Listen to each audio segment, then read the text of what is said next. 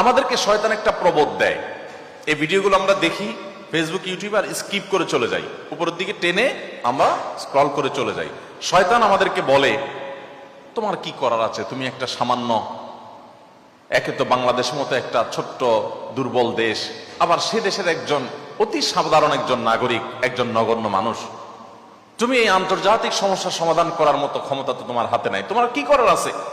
So তুমি একটু আল্লাহর কাছে দোয়া করো। বাস আমি একটু দোয়া করে ওটাকে স্কিপ করে আর একটা ঝাঁকানাকা কোনো ভিডিওতে আমি ডুবে যাচ্ছি। এই না আমাদের অবস্থা? আসলে কি তাই? আমি তো তা মনে করি না। এটা শয়তান আপনাকে মিথ্যা কথা বলে, আপনাকে মিথ্যা সান্ত্বনা দেয়। শয়তান বলে তোমার কিচ্ছু করার নেই। কে বলেছে আপনার কিছু করার নাই? আপনার যে কত কিছু করার আছে সেটা আপনি নিজেও ভাবেন নাই। আল্লাহ তাআলা আপনাকে জিজ্ঞাসা করবেন না তুমি সেখানে সামরিক শক্তি কেন পাঠাও নাই, কারণ সামরিক শক্তি আপনার হাতে নাই। আল্লাহ আপনাকে এটা জিজ্ঞেস করবেন না। আল্লাহ আপনাকে বলবেন না তুমি মানবিক সহায়তা নিয়ে শত শত হাজার হাজার টন কেন খাবার পাঠাও নাই সেখানে, কারণ এই ক্ষমতা আপনার হাতে নাই। আল্লাহ এটা জিজ্ঞেস করবেন না।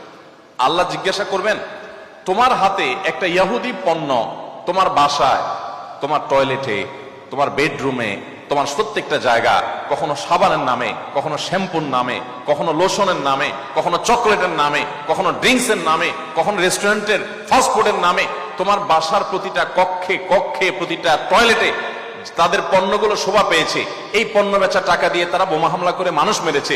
তুমি শুধুমাত্র তাদের প্রতি সিম্পেথি দেখাতে পারতে, সেটা তো দূরের কথা, উল্টো বরং তুমি সেই বোমা হামলার সঙ্গে জড়িত।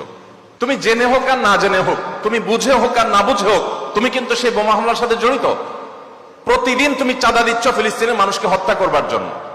আল্লাহ এই কথা বলবেন? এই কথা বলার যথেষ্ট সুযোগ আছে।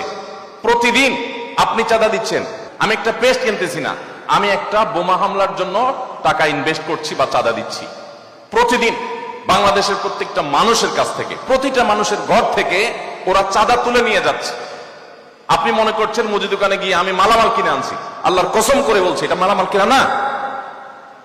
এটা আপনি দেখছেন মালামাল কেনা, আমি এটাকে মালামাল কেনা দেখছি না। আপনি দেখছেন আপনি পেপসি বা কোকা কোলা বা সফট ড্রিঙ্কস এদের যেগুলো আছে সেগুলো আপনি ডকডক করে গিলছেন। আমি দেখছি সেগুলা লাল কালারের ওই পেপসি না, এগুলো হলো ফিলিস্তিনের মানুষের রক্ত। আপনি দেখছেন সেগুলো হয়তো কোক, আমি দেখছি সেগুলো রক্ত। বাংলাদেশের মানুষ এরকম ভুলো জাতি পৃথিবীতে আরেকটা আছে কিনা আমি জানি না। আমরা খুব দ্রুততার সাথে ভুলে যাই। আমরা কাউকে মাথা তুলতেও দেরি করি না, আবার মাথা থেকে আছাড় দিতেও আমরা দেরি করি না। এটা আমাদের একটা দুর্বলতা। আমাদের এই দুর্বলতাটা আমাদের কাটিয়ে ওঠার চেষ্টা করা দরকার। আমরা কয়দিন খুব জোরে সোরে বয়কট করে এরপরে আবার আমাদের সবকিছু সয়ে যায়। এক